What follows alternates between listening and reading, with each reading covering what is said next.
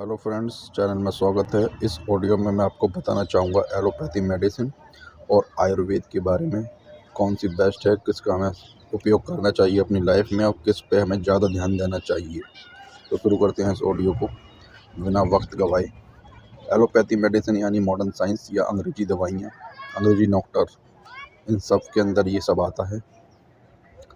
तो allopathy medicine वहाँ बहुत ज़्यादा उपयोगी है जहाँ पेशेंट को कोई डिसीज़ हो चुकी है, जैसे कि निमोनिया, जैसे कि फ़ीवर आ गया है, निमोनिया हो गया है, या कोई ऐसी जटिल समस्या हो गई है जिसका उपयोग केवल अंग्रेजी दवाइयों से ही सही किया जा सकता है। अब यानी डायलिसिस पे है, किडनी में कुछ प्रॉब्लम आ गई है, हार्ट में कोई प्रॉब्लम आ गई है, डायबिटीज है, ब्लड प्रेशर बढ़ चुका है, काम हो चुका है, यानी बीमारी हो चुकी है।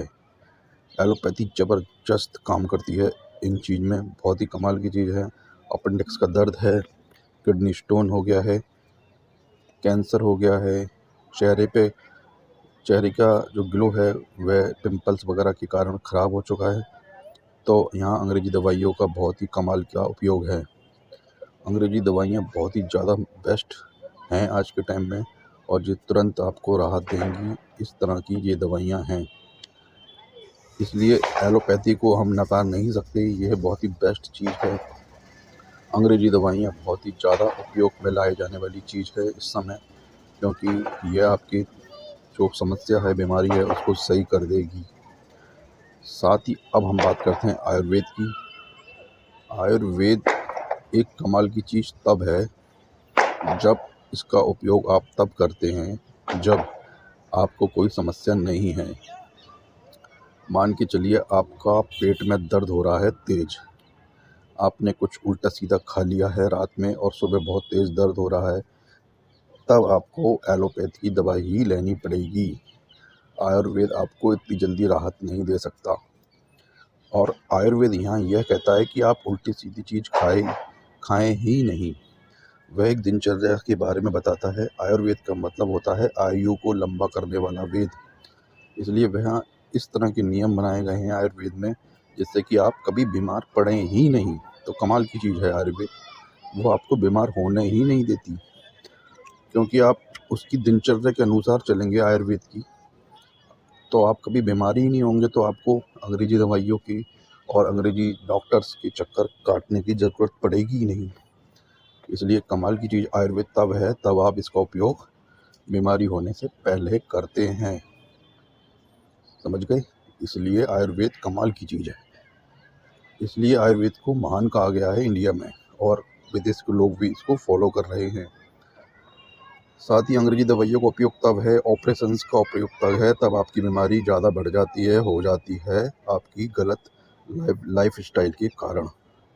और आयुर्वेद एक लाइफ स्टाइल है, एक सही खान पान है, एक सही दिनचर्या है, व्यायाम है, योगा है, नेचर के संग कनेक्शन है, जो बहुत ही बेहतरीन है, आपके मन को भी आपके शरीर को भी स्वस्थ रखने वाला है।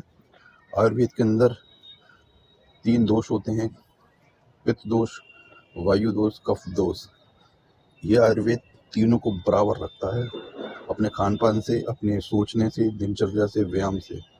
और इसमें 7 धातुएं होती हैं जो अगर पुष्ट होती हैं तो आपकी बॉडी के अंदर ताकत जान होती है, आपकी बॉडी लंबे समय तक इस दुनिया में रहती है। अगर आप आयुर्वेद को फॉलो करेंगे तो आप बीमार ही नहीं पड़ेंगे। इसलिए आयुर्वेद नंबर 1 है मेरे अनुसार, और हमारे जो महान ऋषि मुनि हुए हैं उनके अनुसार।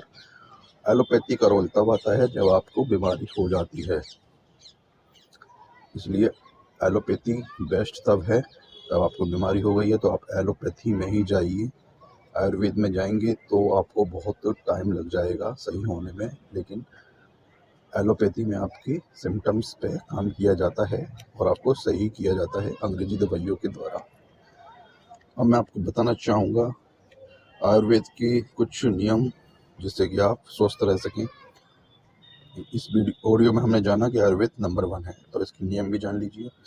आपको अपनी धातुएं, यानी खाना खाने के बाद जो बनता है रस, रक्त, मांस, मेद, अस्थि, मज्जा, शुक्र यानी वीर्य, इन सब पर ध्यान देना होगा, इनको पुष्ट करना होगा, बैलेंस करना होगा। और आपको अपनी प्रकृति यानी अपनी बॉडी की प्रकृति के अनुसार भोजन का चयन करना होगा, सिलेक्शन करना होगा। क्या आप पित्त प्रकृति के हैं, वात प्रकृति के हैं या कफ प्रकृति के हैं। अगर आप इनका ध्यान रखेंगे तो आप लंबे समय तक स्वस्थ रहेंगे। तो आशा करता हूँ इस ऑडियो में आपको दोनों के बारे में समझ में आ गया होगा। मेरे चैनल को आप सब्सक्राइब करना ना भूलें। आगे मैं आपको ऐसी इन्फॉर्मेटिव वीडियो लाता रहूँगा। धन्यवाद।